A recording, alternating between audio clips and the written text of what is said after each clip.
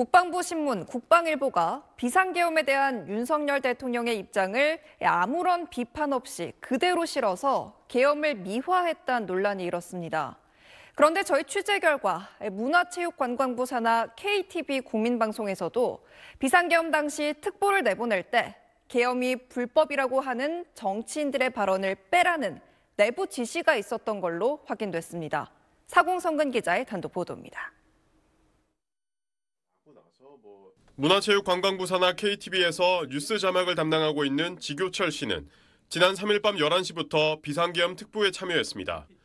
계엄 선포 이후 계엄이 불법이다, 위헌이다라는 정치인들의 발언과 국회의 움직임 등에 대한 내용을 화면 하단에 자막으로 내보냈습니다. 그러자 담당 PD의 전화가 왔습니다.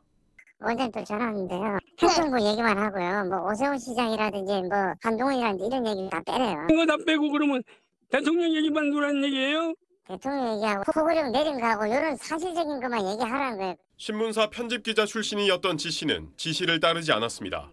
이 정부 기관인데 국민의 눈과 귀가 돼줘야 할 방송에서 이 눈과 귀를 가리겠다는 거 아니에요? 제가 그걸 단호히 거절했어요. 국회에서 계엄 해제가 의결된 후에도 정치인 발언 자막을 넣지 말라는 요구는 이어졌습니다. 한동훈하고 이재명 내용 빼야 되는데 정치적 발언이니까 좀 이거 빼셔야 돼요. 결국 일부 자막은 송출 단계에서 삭제돼 방송됐습니다.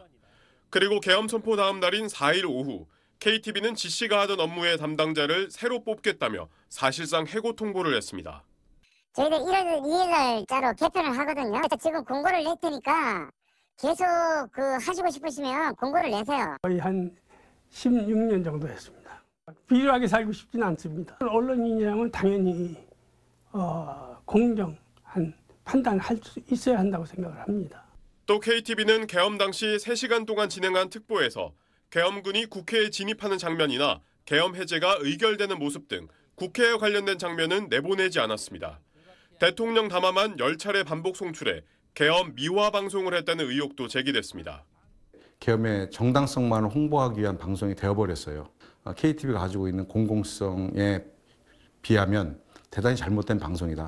KTV 측은 정당 정치 뉴스를 다루지 않는 것이 원칙이라며 계엄 당일 국회 상황을 전달하지 않은 것은 인력 문제로 추가 뉴스 전달에는 한계가 있었다고 해명했습니다. SBS 사공성근입니다.